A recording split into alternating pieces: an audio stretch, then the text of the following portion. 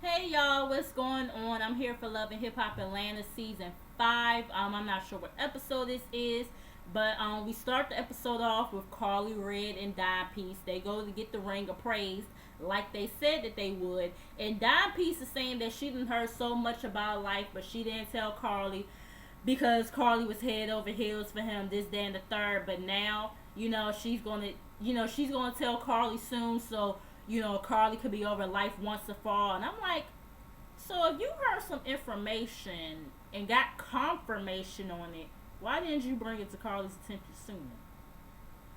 I'm just saying, but anyways, the guy pretty much tells them, the guy that, took a look at the ring or whatever, pretty much tells them that the ring is fake and it's only worth $10. And they like, oh yes, bitch, I knew it was fake, I knew it was fake, I knew it, or whatever. And Carly was like, he got the nerve to give me a fake ring? I said, yeah, a fake ring for a fake ass bitch. I mean, you really thought he was going to give you a real ring to break up with you? Like, girl, I cannot with Carly in this foolishness. And I know we say this over and over again, but she really is too old for this shit. Like, oh my God, y'all. Anyways, moving on. We get Stevie J and Mimi. They have a meeting, and Mimi is pretty much saying that she wants to put him on child support. You know what I'm saying? She was like, I don't need no I got you, ma, nothing like that. Like, no, I need something on paper or whatever. And Stevie, he gets into his feelings about it or whatever. Mimi asks, why is Jocelyn all up in this shit or whatever, texting her and all this other stuff about putting him on child support and everything. And he was like, I don't know, whatever, whatever. And Stevie is like that they had a good co-parenting relationship, and why she wanted, why Mimi want to go mess that up or whatever, this, that, and the third. And he's saying that he's not sure their relationship will be the same after this. And I was just like, I ain't got time for this foolishness with them. I'm not even about to get into all that with them. Anyways, I just don't feel like it. I really don't. Moving on. Tommy and KK, they meet up. Tommy, her not definition. What is the word I'm looking for? Her remedy of therapy is not going to an actual therapist, but going to a ballet class.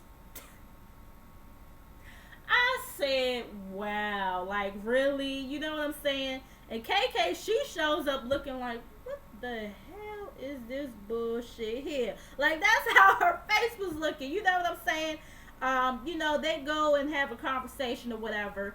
KK asks if Tommy is drunk or whatever. Tommy is like, a little bit and everything. And Tommy is like, so what if I had a little bit of Chardonnay or whatever? I didn't bring KK here to talk about me drinking or whatever. And this, that, and third. I brought her here to talk about that little stunt that Jocelyn pulled in LA. So she tells KK about Jocelyn and Stevie. She's saying that she, is pretty much telling her about the whole pool situation that happened between her and Jocelyn and Stevie being there or whatever. And she's saying that Stevie came to her hotel room the next day being a sleazo or whatever, and trying to do something with her or whatever, pretty much. And then she said that Jocelyn called her later on or whatever, and she told Jocelyn about what happened and everything, and she told herself, oh, what, you and him fucked or whatever, this, that, and the third. And then she said, next thing you know, LAPD done came to, my room and asking if I had a fugitive in here and all this other stuff. And KK, excuse me, she's not too sure if she believes, the story that Tommy is telling, or whether this is one of her drunken tales or whatever. She said that Jocelyn is the only one who knew the room number to her room and everything. And KK is pretty much telling Tommy, I feel like you acting foolish or whatever.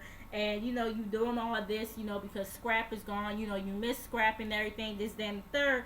And Tommy, she like, she starts crying like, yeah, I do miss him and everything, and without crying but whining. She like, I do miss him and everything, but fuck him because he's sitting up here messing with Carly Red. Do he want to get worms? Like,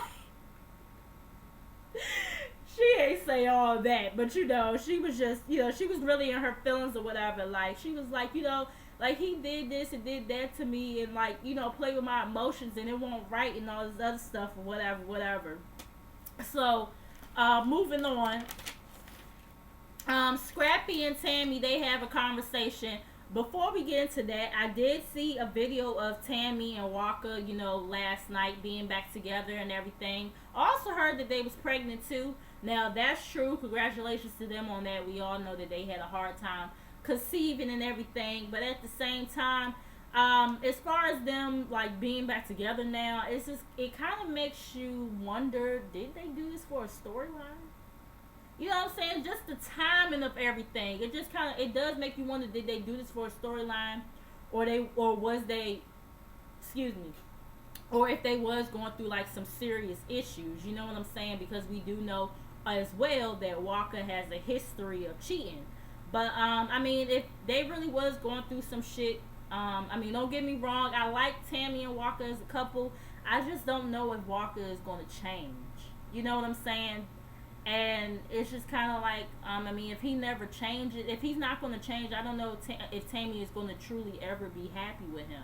You know what I'm saying? But, if they, this what they want to do, then, hey, it is what it is. But, anyways, getting back to the show. So, like I said, Scrappy and Tammy, they meet up or whatever to talk about the BAM and everything. And, Tammy is pretty much giving him tough love or whatever.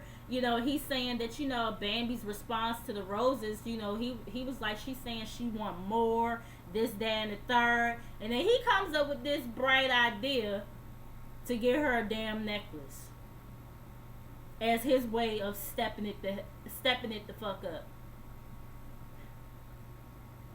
I said, really, Scrappy? A fucking necklace?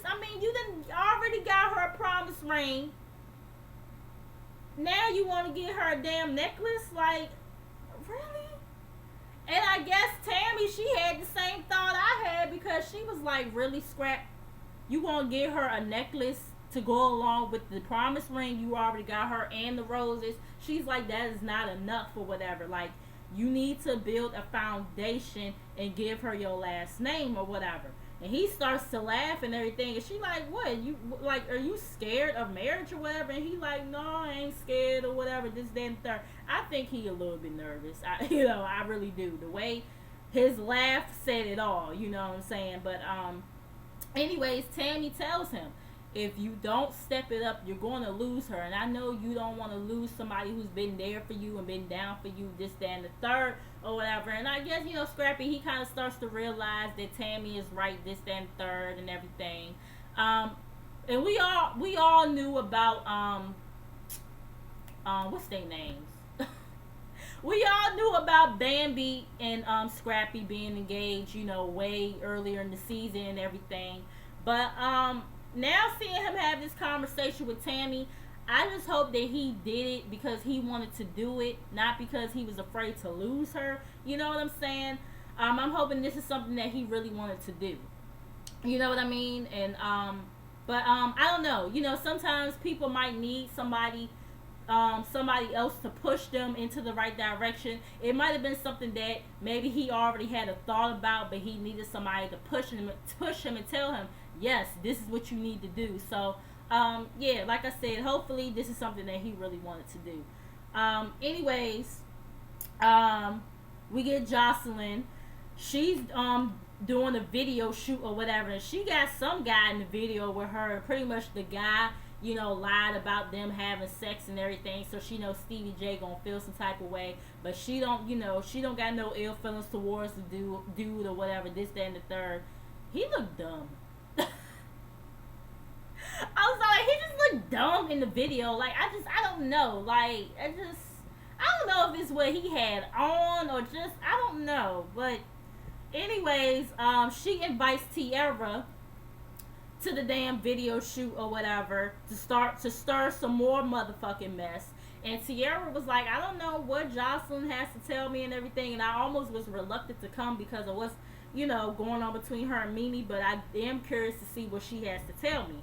So, she's pretty much sitting up here saying how, Jessica Dime wants to, fuck Stevie, and so does Tommy or whatever. And she tells Tierra about the whole pool situation and how, Tommy got naked, went skinny dipping with her and everything. And, Jocelyn's like, see, I could do that. I could do that in front of my husband or this, whatever, this, that, and the third. But it's like, girl, I mean, you coerced her into getting naked with you.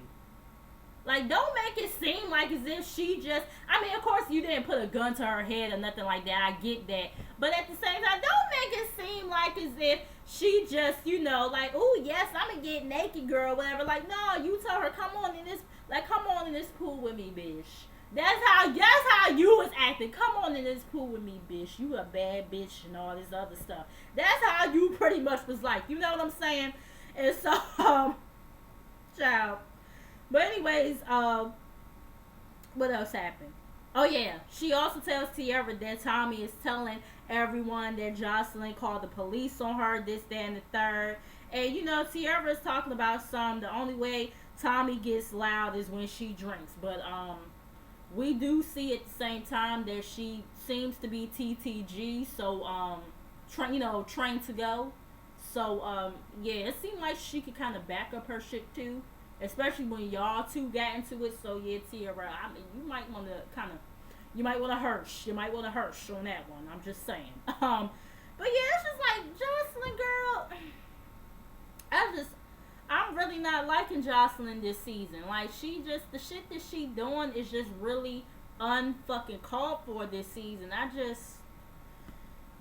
Anyways, like, she just making me so mad with this behavior. This is like back to season 1 or season 2 or some shit. You know what I'm saying? But anyways, moving on from that, we get KK. She's packing up Scrap's apartment or whatever. KK pretty much comes to her senses and invites Tierra over so they can have a grown-up conversation. And KK, she realizes that she doesn't want her grandchild to grow up to thinking that, she hates his mom and everything. And, she was like, I have to be the bigger person or whatever, this, that, and the third. And, KK starts to get emotional and everything. I said, goddamn KK. I gotta clap for you a little bit there because we all know how we've been feeling about her all damn season with her and her damn foolishness, you know what I'm saying? But just to see her in this, scene right here get emotional, talking about her grandson and trying to make amends with Tierra, I thought that was a beautiful thing, you know what I'm saying? And I give her some points for that. But yeah, they talk, they pretty much talk it out or whatever. Tierra tells her, I know you hated me for a while, but I knew you wasn't gonna hate me forever. And then she makes a joke about, can I call you mom or whatever? And KK like, I don't know about all that now. I mean, I said we cool, but I don't know about all that mom shit. You know what I'm saying? So moving on from that, we get Dime Piece. She's having a photo shoot for her hair collection full of pink wigs.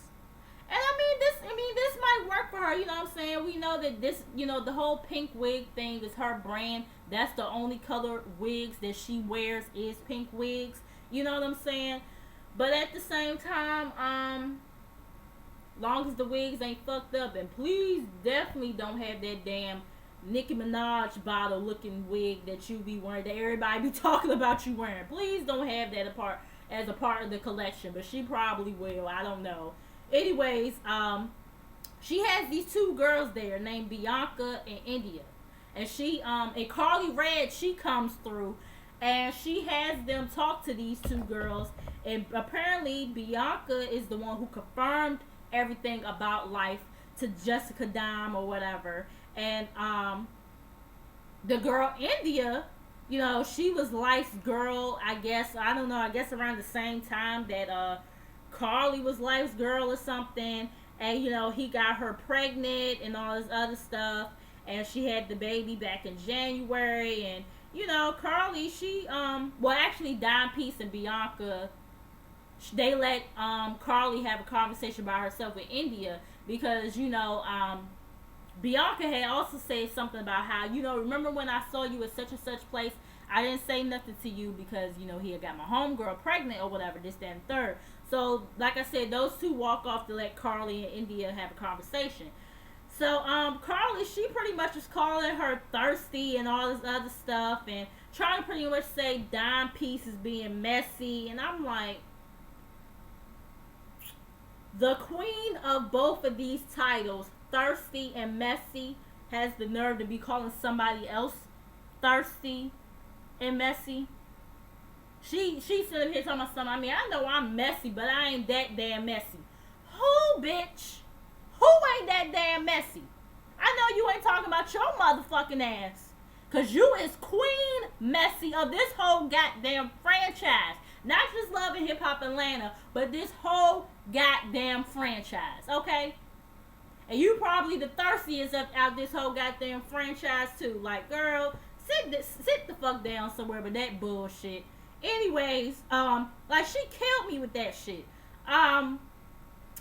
She pretty much doesn't believe the girl because, like, why, you know, she's like, why would you come to me out of nowhere and tell me that you had a baby with him and all this other stuff, this, that, and the third. And you know, the girl was like, I didn't really want to come here, you know, care to come here and tell you about it, this, that, and the third. But she shows Carly the DNA test to give her the proof, and she was like, but you didn't really care to tell me about the truth, but yet you got this damn DNA test. The girl was like, I was asked to bring this to for confirmation for you, so you know that I'm telling the motherfucking truth or whatever, this, that, and the third. And so, you know, Carly, she starts to get upset with the girl. And, you know, the girl is saying that, you know, I didn't come to start beef with you. And Carly was like, you didn't come to start beef with me, but yet you here telling me all this shit. And I guess Carly put hands on the girl first or whatever. She must have pushed her or something. But the girl pushed her back and everything. And she, you know, they like, come on, bitch, and all this other stuff. You know how they do. And, you know, of course, security, they come in between those two or whatever, this, that, and the third. And she, you know, going down the stairs, still calling the girl thirsty and everything. And I was just like, do we really need to go back to your motherfucking track history of thirstiness? We'll be here all motherfucking night, so it ain't even no motherfucking need to. But we all know what the fuck it is. Anyways, moving on. Stevie and KK, they meet up. You know, KK has a new artist performing or whatever at I guess whatever club that she had, you know, that club or whatever that she has or whatever. She asks him about LA and everything, and you know, she asks him that you know, did he have a threesome with Tommy and everything, and he's like, nah, that didn't even go down. You know, Jocelyn tried it, but that shit didn't go down. Stevie, hold on, y'all. Oh, okay, I know what happened. So Tommy, you know, KK is telling Stevie pretty much what Tommy said or whatever, that, you know, Tommy was like, you know, that you came to her room or whatever, like you came in there anyway after she said that she was undressed, this, that, and third. And he was like, what? No, that didn't even happen. Like, she called me to the room or whatever because she wanted me to help her with her music and everything, this, that, and the third. And Stevie tells KK about what Tommy had said about him to get back at Scrap or whatever. And, you know, KK talks about, you know, Tommy's drinking problem. And, what else happened? But, oh yeah, so KK, she pretty much doesn't believe Tommy at this point because she don't believe that, you know, like she knows how Stevie J is, but she don't believe that Stevie J would cross that line when it comes to, you know, Scrap or whatever, this, that, and the third. And then he brings up Mimi or whatever, and, you know, the whole child support situation. He felt like, you know, I was there for her through the sex tape and all this other shit when people was talking about her. And, you know, he was like that, you know, so now I just don't give a fuck no more. Something like that he was saying. And KK was like, no, you gotta give a fuck. Like, if I could sit up here and make amends with with Tierra or whatever, like, you gotta give a fuck or whatever, this, that, and the third. And, you know, they start talking about some other stuff or whatever, I think, and then they hug or whatever, whatever. Moving on from that, Mimi, God, she goes over to Chris's place or whatever. Chris is pretty much saying that she was reaching out to Mimi because her dad had passed or whatever. And she thought, you know, she was like, you know, I already know about Mimi being with somebody else, but I thought she still, you know, she would have been there for me through this hard time. You know what I'm saying? And they start talking or whatever. Chris is saying that she didn't break up with Mimi. She just, you know, was telling Mimi, you know, I'm giving you some time to figure things out. And, you know, Mimi was like, you know, she didn't say that. You know, I'm sitting there crying and everything. Like, she should have made it the fuck clear on what she meant or whatever. And I do kind of feel Mimi on that aspect because the way Chris did it did seem like she was just, like, straight up breaking up with her or whatever. You know what I'm saying? I mean, I don't know.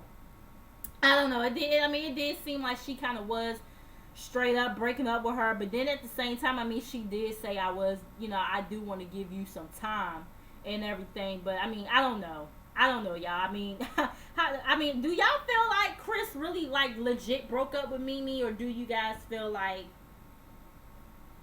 she was saying, like, we on a break? I don't know. That whole situation is just whatever. But anyways, Chris, you know, saying that Mimi, you know, the whole time Mimi is just smirking or whatever. Like, she real life just really don't give a fuck about this girl's feelings. You know what I'm saying? You know, Chris is, you know, acknowledging the fact that Mimi did a lot for her and had a lot of impact on her life. And Mimi was a blessing on her life, but I guess just not a blessing for her and everything. And, Mimi says that, you know, Chris had a lot of issues that she couldn't deal with or whatever. I'm like, you got a lot of motherfucking nerve, Mimi, to be fucking talking. She had a lot of issues, bitch. You had a lot of motherfucking issues. You sitting up here running behind your motherfucking baby daddy and his, you know, play wife or whatever we want to call her this motherfucking week. All up in they motherfucking shit.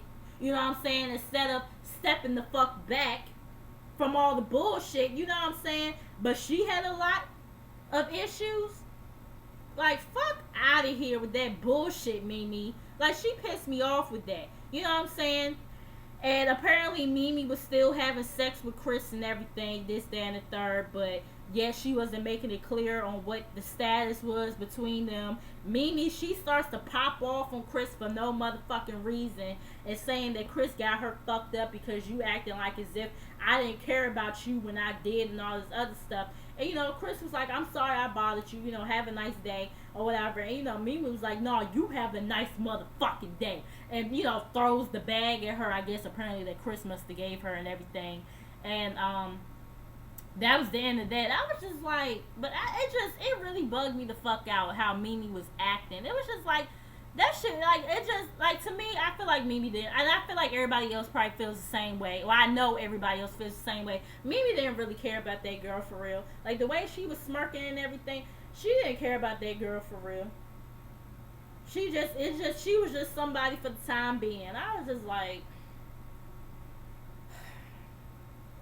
I don't even know what the motherfucking say. But anyways, moving on from that, we get Carly. She finds out where Life was shooting the video at or whatever.